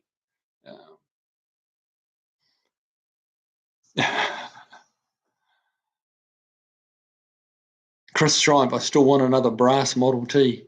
Well, they were cool. They were cool. I mean, I like to look at them. I don't know whether I'd want to own one. But hey, if you do, then more power to you, man. Good for you. You like what you like. Granddad's saying, I absolutely love my 1930 Plymouth. It goes very well. It's just such a cool shape and it rattles. Driveway of misfits. Mrs. Kiwi is making sure Mr. Kiwi isn't abusing her laptop. Exactly. Yes, so be careful. I'm being very careful with your computer, don't you worry. Especially if my one, I can't do a live on my damn thing anymore, so I've got to be careful with it. Stray Bullet just sold a 27 coupe basket case. Oh, wow. How cool. Andy Nickel, when you see a cherry muscle car, it's usually some old boot like me driving. Yeah, I get it. Yeah, you're right. Craig Nearing, I had an RX2 for a few days until I found out how badly it smoked. Yeah, the oil seals, which really, I mean, people think of oil seal. An oil seal on a rotary is actually equivalent to the oil rings on a piston engine. And they would wear out and start smoking. People think it was an oil seal, like a round crankshaft seal or a timing cover seal. That's not what they mean when the oil seals are gone on a rotary. That when they say the oil seals are gone, it's what they're really, in our terms, it's the oil control rings on the pistons is the part of the engine, because they don't have a piston, but it's the oil control seals on the rotary that have given up when they start smoking.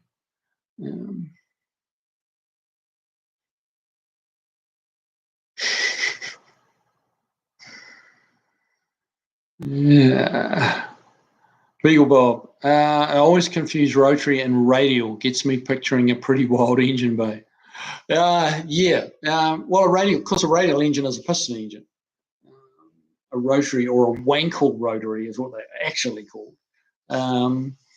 Yeah, has that semi like elliptical triangular shaped rotor in it, which has one rotor has 3 combustion chambers on it. It's 3 sides. Yeah. So yeah, radial engines are neat too. Barracuda, the last American hero, is loosely based on Junior Johnson, the NASCAR racer. Oh yeah, I have to try and find that and watch that. Josh Homan, it would take up a lot of space. Well, this, I mean, if you're referring to that 12-rotor one I'm talking about, the guy built it. Obviously, he's like a very clever engineer, but he built it to replace. He had a super duper V8 engine in a boat, and he wanted to see if he could make similar horsepower, if not more, with using rotaries, but not take up any more room. And the triangular shape is, supposedly takes up no more room than his huge big block V8, whatever brand it was, I can't remember. But it may have even been one of those mountain motors they refer to, like the 700-800 cubic inch V8 that he had in a boat, a power boat. So it takes up no more room than one of those. So yeah. Driveway of misfits, a radial engine in a car would be quite the sight, watching the entire engine rotate at speed. Yeah, it's pretty wild. I remember seeing a truck at SEMA with a radial engine in it, and that was crazy to see. But they had it in, and it worked, and it drove. And he went to the little party they have outside of SEMA on the Friday night at the end of SEMA. He drove it over to that, and he was there. But there's two different types of radial engines too. Some of them have fixed pistons, and the crankshaft moves kind of in an eccentric fashion, and that's what pushes the pistons, around the clock face, so to speak. And then there's a radial engine where the engine actually moves around like a fixed crankshaft. So all the barrels move around, not as up as on them as I could be. But yeah, that's what I believe is the two styles. And obviously that would work on a plane. You could get away with that on a plane, but yeah, on a car, that would be pretty wild. The truck that I saw was like an old 1950 Chevy truck with a radial engine in it. But that was the one where the barrels, the individual barrels, I can't remember how many there were around it, but the end of it, all that was fixed, and it had a crankshaft that rotated in the middle. And the eccentric of the crank pushed the conrods as it rotated in a circle. It pushed the conrods, to compress as it went around the clock, kind of thing. Hopefully that I know exactly what I mean. I'm not sure whether I'm making any sense or not. What was this? Yeah, Craig Nearing, Apex Seal. The Apex Seal was really the equivalent to your compression rings. The Apex Seal. That held in most of the compression, and it was at the apex of the triangular rotor, and that they would fail, but that was pretty catastrophic when they failed. When the oil seals went, they would run, but they would smoke. When an apex seal goes, it's good night nurse. The engine's done; it won't run.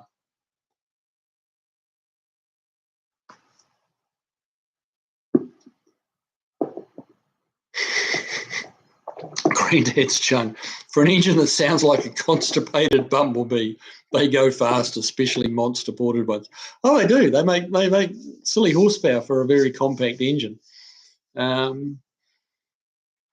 Stray Bullet, the entire engine spins around the crankshaft on a rotary engine, but on airplanes anyway. Yeah, there's some. Yeah, Stray Bullet, you're absolutely right. But yeah, there's the Wankel rotary, and then there's that old aeroplane type rotary engine where the entire engine spins around the crankcase. That's what I'm trying to explain, but I don't think I'm doing a very good job of it.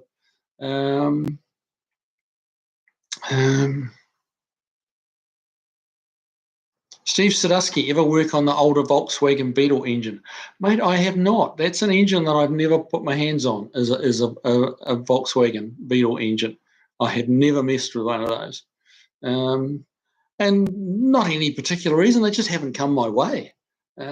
Just haven't, it's not been in my world, the Beetles. I've never been a fan of the Beetle, and they're kind of growing on me a little bit these days. But yeah, I've never been a big fan of them. I'm getting better at appreciating them these days. But yeah, 20 years ago, 30 years ago, I was like, did not like a Beetle.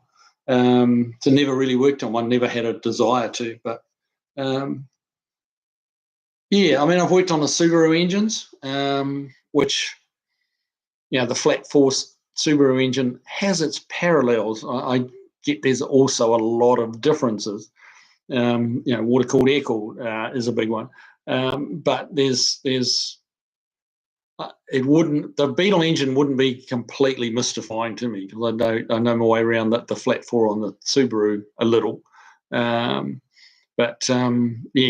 all honesty, no, never laid a hand on a Volkswagen Beetle engine. Barracuda, that movie is free on YouTube. Okay, I'm going to have to put that on my playlist of things to watch when Mrs. Kiwi's watching one of her shows that doesn't quite inspire me as much as it does her. I'll put my earbuds in and watch that movie.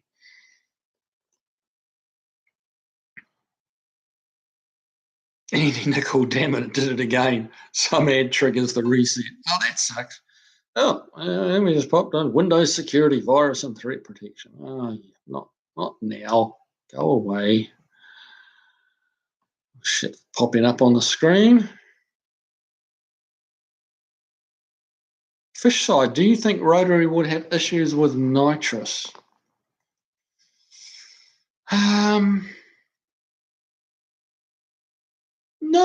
No, I think they'd probably like it. Honestly, I don't see why they wouldn't like nitrous.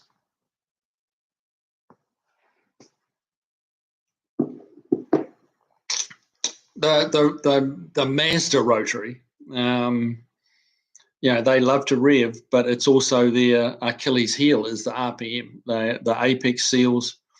The sheer centrifugal force generated on the apex seals makes them fail. And if the porting, when they go to those monster ports, the apex seals have a habit of wanting to exit the engine through the port. As much as they'd love to rev, it's kind of a bit of an Achilles heel. They get up around that 9,000 or so RPM. And I'm quoting numbers from my days of rotoring, which was 40 years ago. So they may be pulling more RPMs and stuff now. So do take what I'm saying at face value as to some degree it's 40-year-old information. But they got much over 9,000 revs. They started to have trouble with the apex seal with the stationary gears that the rotors run around. They would start to try and climb over themselves and break. They love to rev and they worked revving, but the longevity, as the RPMs went up, the longevity went down. They were quite happy to 8,000 RPM. 9 was really pushing your luck. 10 was like you got a short-term engine. They made power though. Like they just keep revving.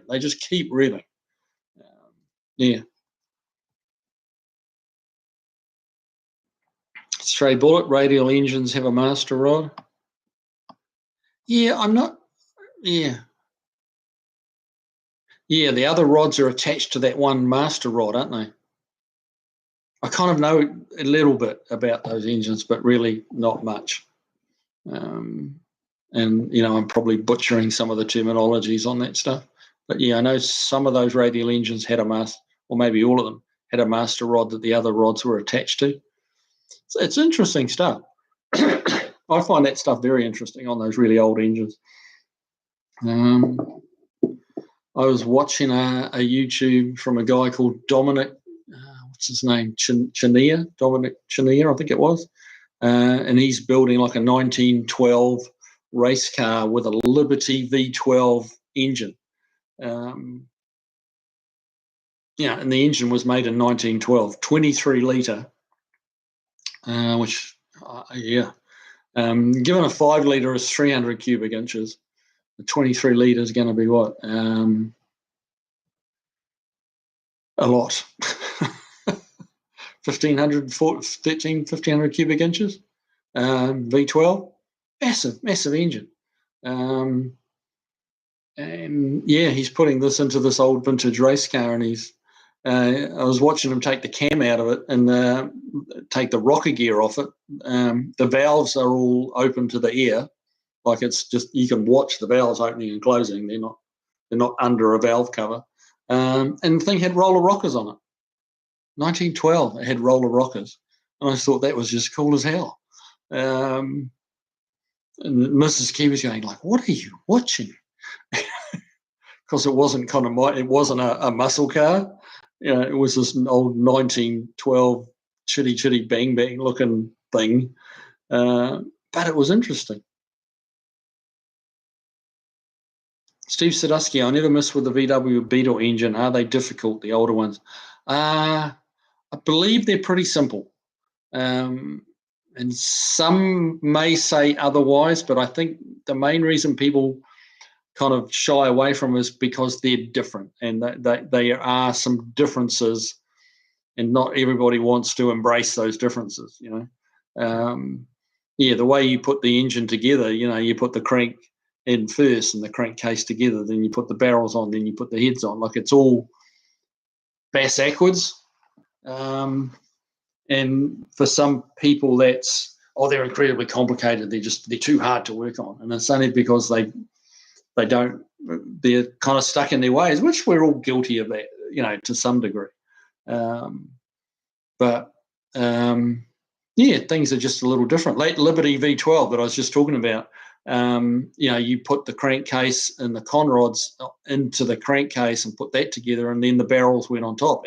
All 12 cylinders have 12. There's 12 individual barrels that slide down on top of the piston. You don't put the piston into the block. You have a crankcase with rods poking out, and you put the barrels down over it, and then you put the crank on top of was overhead cam. So 1912 overhead cam with roller rockers. And here we are in the 25s going, oh, I'm going, it's a 302 with a roller cam. It's like, really? They were doing that 100 years ago. Like, what's so special about a roller cam? It's there's not much new anymore. There's really not much new.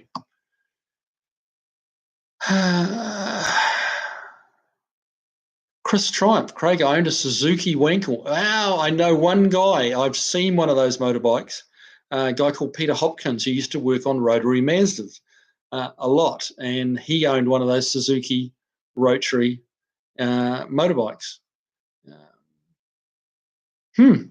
Yeah, so I know what you're talking about.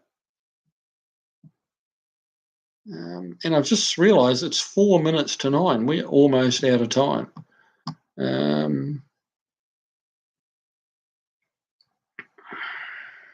Andy Nickel, for the VW, get the VW repair for the complete idiot. Great for the beginner. There you go.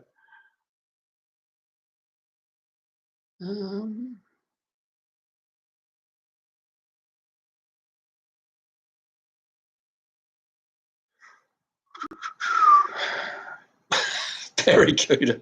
I've known a few Mazda owners who were wankles. Yeah. I hear you, buddy. I hear you. Yeah, they have a following, and it's certainly not. There's a lot of different marks and different engine makes that have a very die-hard followings, and you're a fan of what you love, aren't you? Yeah. So, it was. I can remember being like a 20-year-old hot rodder and like hardcore into anything American and V8s and stuff like that. And we were very scathing of Rotary Mazdas and Rotary Mazda owners and stuff like that. And then, 7 or 8 years later, I was racing one.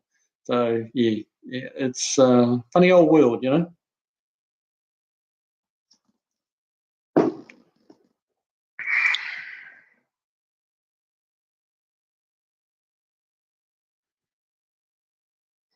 Right.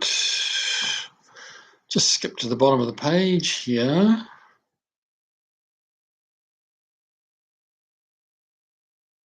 Driveway of Misfits. Have you ever seen the old Fiat Beast of Turin? I have seen that at the Goodwood, videos of the Goodwood Festival of Speed. It's got to be one of the tallest cars I've ever seen. The sheer height of the engine cover is absolutely massive. I didn't realise it was 42 litres. Is it really 42 litres? Good grief. That is, as you say, that's insane. 42 litres. 42 litres. What size jets would that have in the carburetor? Like, should we put, half-inch jets or 3/4-inch jets in this, for today's race, Bob? Like what 42 litres. That's insane. But cool. Like, wouldn't you want to have a look at that engine torn down and just to admire it? Like, and not admire it because it makes so much horsepower. What did it make? A few hundred horsepower, maybe 42 litre. It probably wasn't making 400 horse. It's not hard to make 100 horse per litre now. They probably weren't making then 100 horsepower per 10 litres. So, yeah.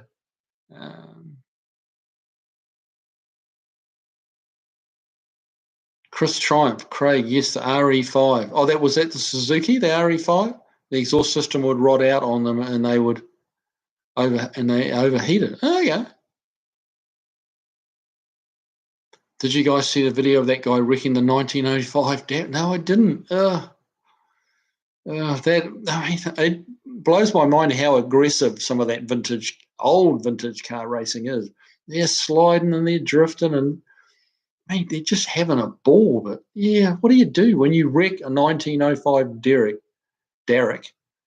Where do you go to get a new wheel, a new axle, a new grill, a new 1905? Ugh. Granddad's junk, exactly. All we are doing is reinventing things that were done many, many years ago. Even EVs. Yeah, even EVs. Yeah, electric cars are not new. No, they're not a 2000s thing by any means at all. No. Steve Sadusky, great discussions tonight. Don't forget to add Kev every now and then, Kiwi. He's right here, mate. He's here. He's here with us. And he was in a video the other day, so we got Kev here. Like I said, he got out. He got out on bail, and yeah, he's here. But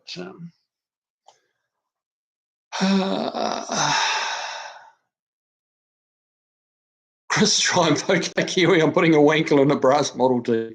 Don't do that. Don't do that. Please don't do that. Driveway of Misfits. I misspoke. It's actually only 28.4. There you go. Still, 4 cylinders. That's massive. This engine I was talking about on this Dominic Chimney or something like that he's called. CHIM something. That was a 23-litre V12. So, but yeah, 28 on 4. It's crazy. Barracuda, check above, comment on Hawker Sea Fury engine capacity. Oh, I missed that, but I'm sorry. I'll go back and have a look. Yeah, they had a lot of torque back then, stray bullet. Nobody was in enough of a hurry to worry about horsepower. No, it was torque. And horsepower is just torque times RPM. Yeah, it's just another way of explaining torque, really. Steve Sadusky, thanks, guys, for the advice on the older VW. Well, I was absolutely no help at all, but I'm glad the guys were, so it's cool. Gene Turner, Kiwi, you seem to be a mechanic that could be trusted. Tony P. I'd like to think so, yeah. I know what I know, and I'm at least aware of what I don't know, which I think is important. I've said for many years, the people that tell you they know everything are the people that you have to be most wary of. The people that have an answer for everything. They usually make it up as they go. Being able to go, sorry, I don't know, but I can try and find out for you. That those are the people you want to deal with. Those are the people that you can trust if they have the ability to admit that they don't know everything. At least they're being honest with themselves, them as well as you. That's how I look at it. Did you pour Kev a drink? No, he has trouble getting it up that little skinny little beak of his. So yeah, and he gets in enough trouble without drinking. So Steve Sadusky, yay, Kev is the mascot. Yes, he is. He came for a ride in the Falcon the other day. The Ranchero. So he was lurking on that video. Stray bullet, you have to make all of the parts for a 1905 Dirac. Yeah, I'll bet you do. I'll bet you do. Granddad's junk, I can still buy a brand new rotor for that 30 Plymouth. Good grief, really? Wow. Chris Triumph, people who drink bourbon are good people. I couldn't agree more. But hey, guys, it's 9:04. It's been a good night. I've had a lot of fun tonight. Barracuda, I saw a Lamborghini distributor cab asking $1,500 US. Really? Wow. Wow, that's wild. $1,500, and they built that direct, only having the engine to start with. Wow. Oh, Lamborghini Miura. Yeah, okay. Yeah. Yeah, they'd be a little hard for parts. Yeah. So I guess if you've got a new one sitting on the shelf somewhere, it's worth towards $1,500. Wow. All right, guys. Craig Neary, good night, Kiwi. Good night, friends. You too, Kiwi. Yeah. Good night, Craig. Good night, everyone. Hey, thanks for joining in. Thanks for the likes. Just thanks for being here and all your input. I appreciate it. I have a good time. I really enjoy you guys. So, yeah, take care of yourselves. Go and work on your cars. Get your hot rods going. And come back next Tuesday and tell me what you got up to. All right? See you guys. Take it easy. Have a good week.